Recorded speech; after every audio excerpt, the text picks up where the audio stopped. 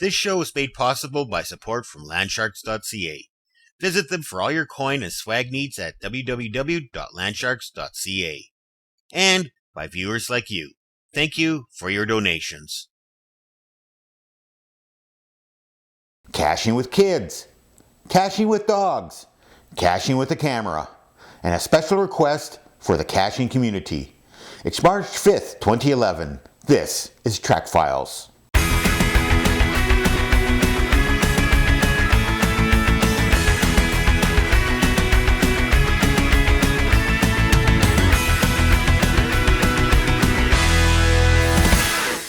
Hi there, and welcome to Trackfiles. I'm your host, Eisenrei. Trackfiles is a podcast featuring caching news, upcoming events, major milestones, YouTube videos, and podcast rewind.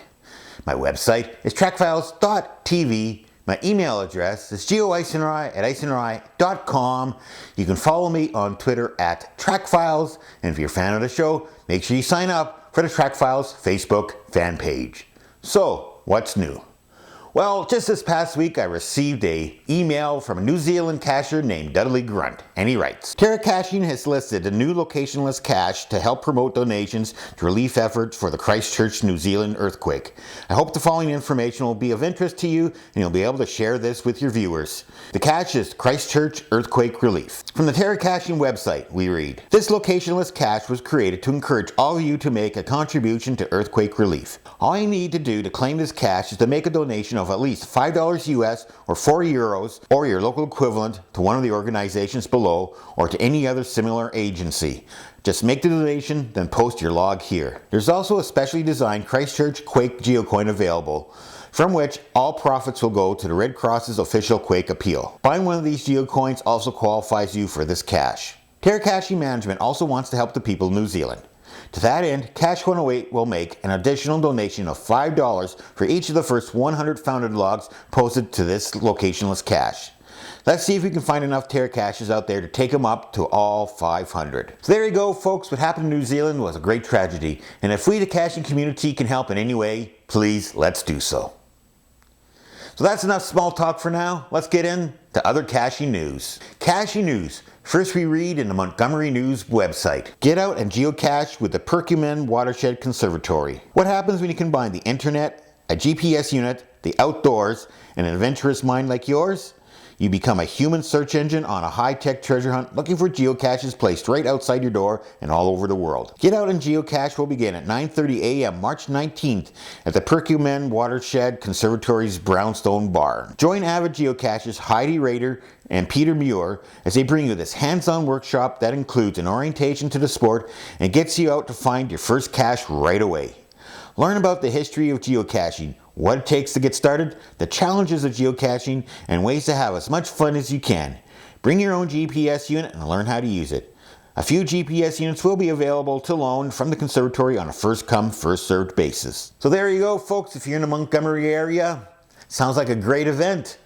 And if you're a cacher yourself, show up, but bring some newbies with you. Let's get as many people as we can into this great sport of caching. So next we visit with the Desert USA blog for another upcoming event, this time down in Texas. Texas Geocache Challenge, March 12th.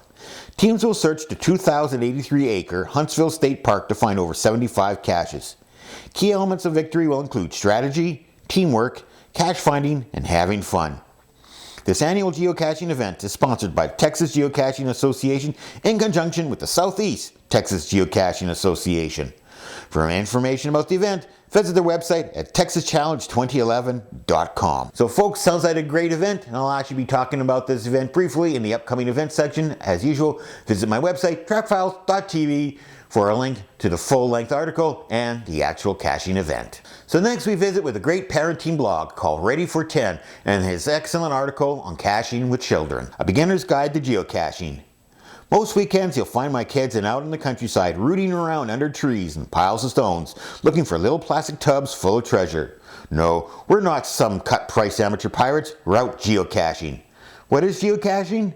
For the uninitiated, geocaching is perhaps best described as a high-tech treasure hunt where you use a smartphone or GPS device to find caches, which you could perhaps think of as stashes, hidden all over the country. You just log in to geocaching.com, either at home or using a phone app, find out if there's anything nearby, and then go out see if you can find it. So this is a great article, and it has some specific tips for caching with younger children. And as usual, I'll have links to the full-length article on my webpage, trackfiles.tv. So next we go from caching with our two-legged children to caching with our four-legged children, where we read in the Dog Training Secret blog, Geocaching Dogs Unite.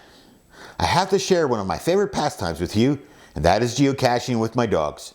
Truth be told, I'm into this sport because of the quality time I get to spend with those I love, furry and not so furry. It seems like almost every weekend we're out geocaching with our pack, and it's truly a blast. So the rest of this article has some great tips on caching with your dogs, and as usual, visit my website for a link to the full-length article. Well, that about wraps it up for this episode's news articles. Let's check out our YouTube video. YouTube video time.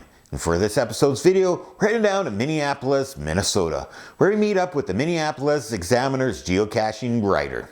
Now, not only does he write about caching on the website, he also shoots videos. And recently, they had a great blizzard in Minneapolis and he decided to go out caching. This video is a tale of a story. So from YouTube, the Minneapolis Geocaching Examiner and Trackfiles, enjoy this great caching video.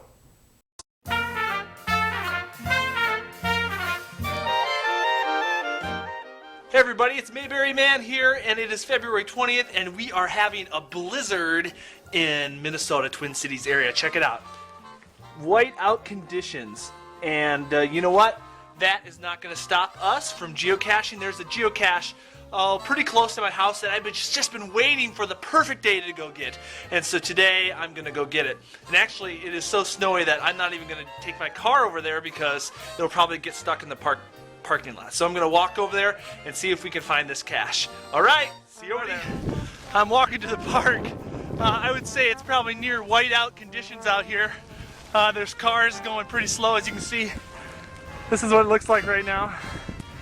Cars are going fairly slow. I'm at the border of the park. I had to take my glasses off because it was getting a little bit too wet.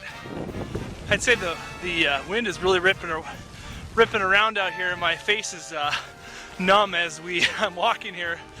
But yeah, I'm at the park. It looks like, let's see how close we are to the cache from here. Looks like it says 116 feet. So here I'm going to go out into the woods now, and you can follow along with me as I walk here. So. Whoop.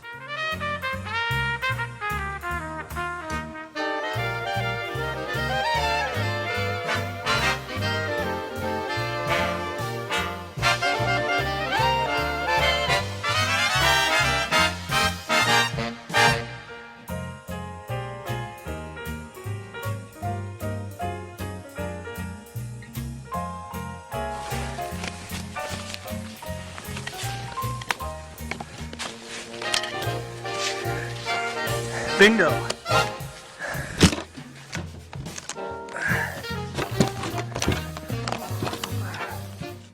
And there we have it. We found the cache. Here it is. Nice silver ammo can there. Excellent.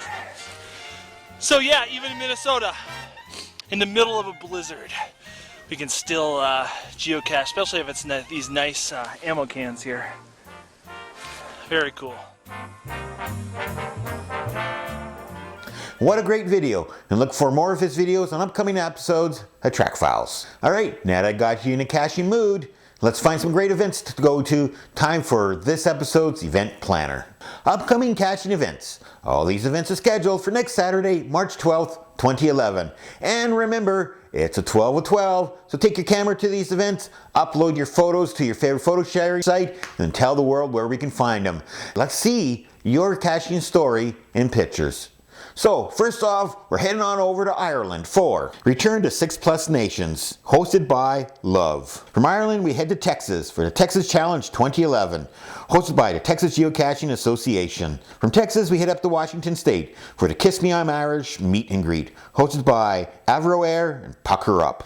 From there, we head to Eastern Canada to Prince Edward Island for the Dashing Through the Snow March event, hosted by Firefly 1957.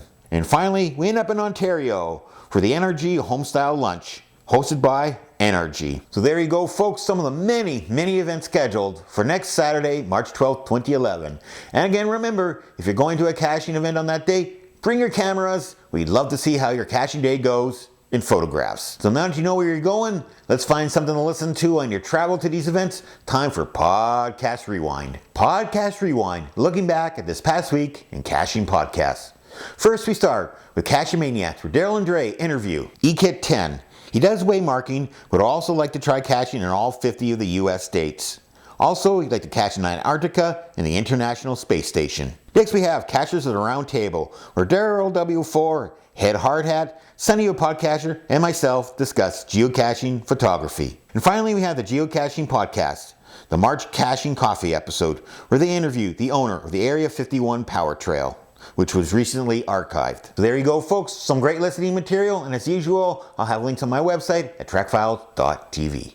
Well, that about wraps it up for another episode of Trackfiles, but before I go, just a few notes. First off, next week there won't be an episode. There's a 2-day agility trial, and I'm going to be out playing with Roxy and Abel all weekend long, and I'm just not going to have time to do an episode. But stay tuned, because 2 weeks from now there will be an episode, and I'll also be giving away some more hardware on the Trackfiles Photo Challenge. Also, I have to thank Landsharks for continuing sponsorship of the Trackfiles podcast. Make sure you visit them at landsharks.ca for all your coin and swag needs. And speaking of Landsharks, it's time to give away some hardware. Time for another coin giveaway in the Trackfiles Photo Challenge. Folks, the photos are really rolling in, and I'm getting some great entries. And for this episode, the coin goes to Hill 677 for his photo, Afghanistan in a Flash, taken at a recent flash mob at the Kandahar Air Base in Afghanistan. So Hill 677, make sure you contact me by March 21st, 2011 with your snail mail address, and I'll get your Landsharks coin off to you in the mail. Congratulations, it's a great picture. I would also like to thank the financial contributors to the Trackfiles podcast. Folks, without your contributions, Trackfiles would not be possible. However, at this time, I would like to ask, instead, please make your donations to the Christchurch Earthquake Relief Fund. But in the meantime, and in between time, that's it. Another episode of the Trackfiles podcast. So, until the next episode, which will be March 20th, cache on.